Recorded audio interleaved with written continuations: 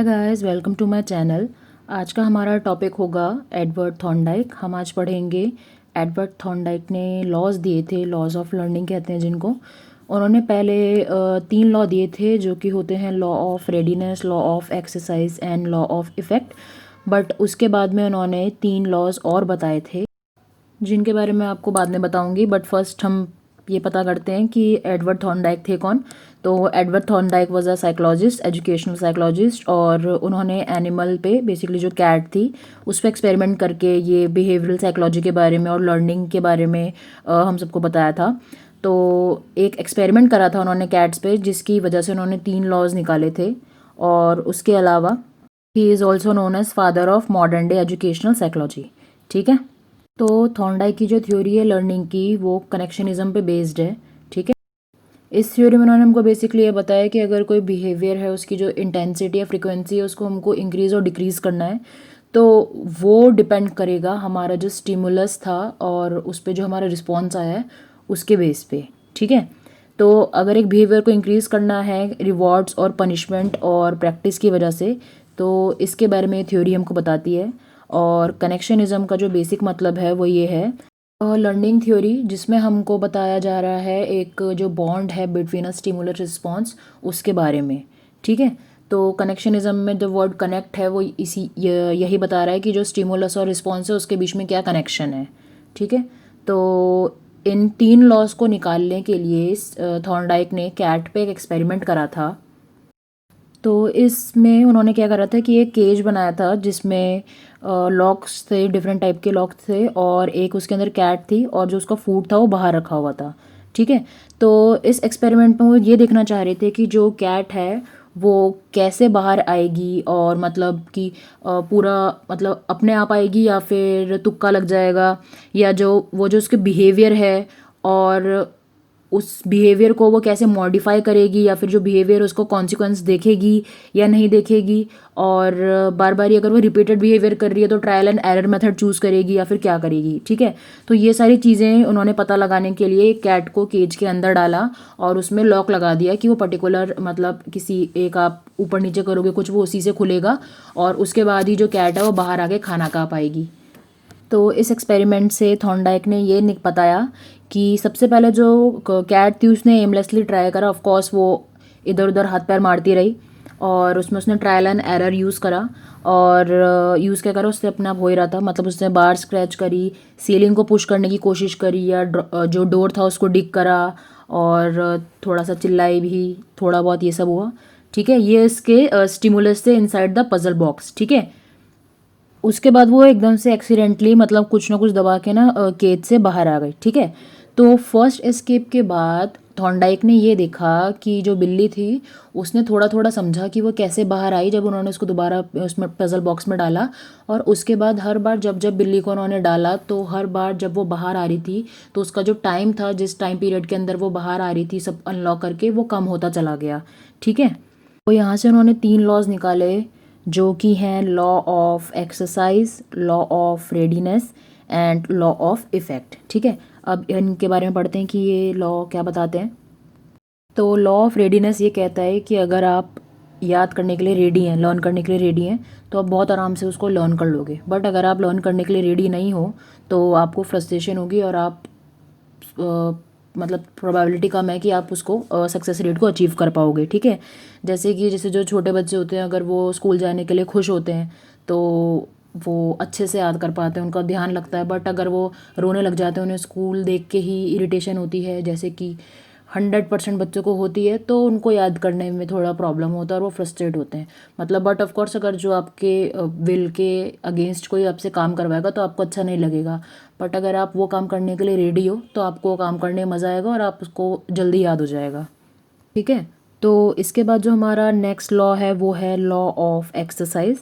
Law of exercise ये कहता है कि अगर आप प्रैक्टिस करोगे एक बिहेवियर के अकर होने की, तो वो आपका जो कनेक्शन है between the stimulus and response वो स्ट्रेंथन होता है। ठीक है। बट अगर आप प्रैक्टिस नहीं करोगे तो वो वीक होता चला जाता है। ठीक है।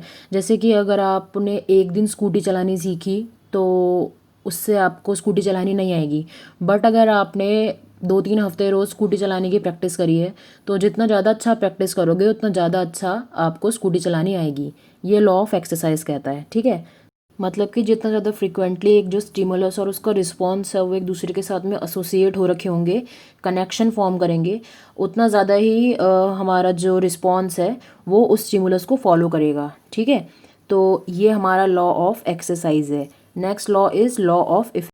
लॉ ऑफ इफ़ेक्ट ये कहता है कि अगर कोई बिहेवियर है उसका जो कॉन्सिक्वेंस है वो प्लेजेंट है, तो ये फ्रीक्वेंसी को इंक्रीज़ करता है हमारी कि हम उस बिहेवियर को इन फ्यूचर रिपीट करेंगे, ठीक है। बट अगर हमको अनप्लीजेंट कॉन्सिक्वेंस मिलता है तो ये इंक्रीज़ करता है फ्रीक्वेंसी को कि हम उस बिहेवियर को फ्यूचर में नहीं करेंगे या फिर कम कम करके धीरे धीरे ख़त्म करना शुरू कर देंगे, ठीक है। जैसे कि अगर आप क्लास में बात कर रहे हो और टीचर एक एक्टिव लर्नर को सपोर्ट नहीं कर रहा है, तो वो आपको बोलेगा कि चुप हो जाओ वरना मुर्गा बना दूंगी, ठीक है। तो ये हो गया, यहाँ पे आपको समझ आ जाएगा कि कॉन्सिक्वेंसेस अच्छे नहीं है तो बेटा शांत हो जाओ। बट अगर टीचर एक एक्टिव लर्नर को सपोर्ट कर रहा होगा यहाँ पे, तो वो आपको बोलेगा कि बेटा आप जो भी बोल रहे हो या डिस्कस कर रहे हो वो पूरी क्लास के साथ करो, तो बाकी बच्चे भी समझेंगे और पीयर लर्निंग होगी, ठीक है।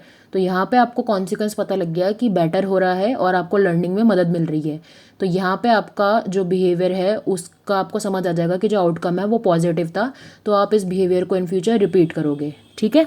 इसके अलावा थॉर्नडाइक ने लॉ ऑफ प्राइमेसी निकाला था। लॉ ऑफ प्राइमेसी का मतलब है कि जो हमारा फर्स्ट एक्सपीरियंस होगा, अगर वो हमारा पॉजिटिव एक्सपीरियंस है तो हमारा जो इफेक्ट आता है वो लास्टिंग होता है। मतलब अगर आपने फर्स्ट टाइम पे कुछ आपने सीखा या फिर अचीव करा है और अगर उसका पॉजिटिव रिजल्ट आ रहा है तो आपको उससे बहुत पॉजिटिव वाइब्रेशन आती है, मतलब आपको वो आगे वो बिहेवियर आप फ्यूचर में रिपीट करते हो। जैसे कि अगर बच्चों को हमें कुछ पढ़ाना है और मान लो हिस्ट्री में हमें कुछ पढ़ाना है बट हमें वो बहुत बोरिंग, पता है हमें बच्चों को बोरिंग लगेगा वो, और मतलब जो भी ये पानीपत वगैरह की लड़ाइयाँ होती हैं, बट अगर इसके बजाय हम बच्चों को एक मूवी दिखा दें उसके बारे में और उनको ये भी ना बताएं कि आप ये पढ़ने वाली हो, वो बस उसको एंजॉय करें, तो जब आप उनको बताओगे कि हमने यही पढ़ना था तो उनको बहुत इंटरेस्टिंग लगेगा, क्योंकि उनको पता होगा पहले से कि हाँ यहाँ पे ये लड़ाई हुई थी और यहाँ पे ये हुई थी, और वो उसको वैसे भी नहीं देख रहे थे कि मतलब लर्निंग के पॉइंट ऑफ व्यू से, वो उसको इसीलिए याद रहेगा क्योंकि वो उस चीज़ को एंजॉय कर रहे थे, ठीक है।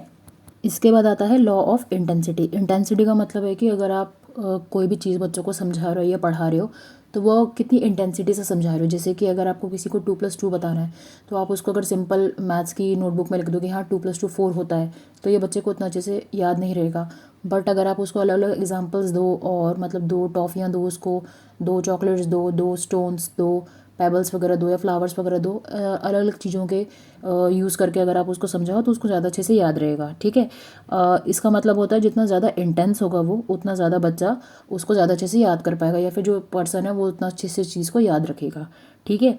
जैसे कि अगर आपको बच्चों को पज़ल सॉल्व करने के लिए देते हो या फिर ट्रेजर हंट्स वगैरह सॉल्व करने के लिए देते हो, तो इससे बच्चों को जो भी आपके जो हाइपोथेसिस होता है, डिडक्टिवनेस होता है, या फिर बच्चों को जो एक्टिव लर्निंग है, ये सब बहुत बेटर होगा रादर देन अगर आप उनको सिंपल बोलोगे कि हाँ हमें एक्टिव लर्निंग करनी चाहिए, ठीक है।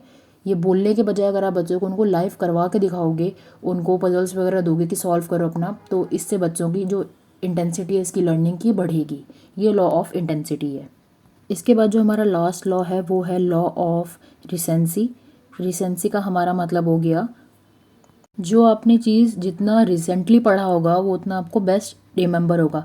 इसलिए मोस्टली हम जैसे बोलते हैं कि जब आप सुबह सुबह पेपर के लिए अगर पढ़ के जाओगे तो आपको अच्छा याद रहता है। मतलब ऐसे नहीं कि सिर्फ सुबह सुबह पढ़ रहे हो, बट अगर आप एक बार सुबह सुबह नज़र मार लेते हो लास्ट में पेपर होने से पहले, तो वो एक तरह से फोटोजेनिक मेमोरी में आ जाता है आपकी, तो आपको याद रहता है, ठीक है। तो बस यही सब था लॉज ऑफ लर्निंग में थॉर्नडाइक ने जो हमको बताए थे, और टीचिंग पेपर्स में हमेशा MCQ में इस टॉपिक में से क्वेश्चन आता है। बाय।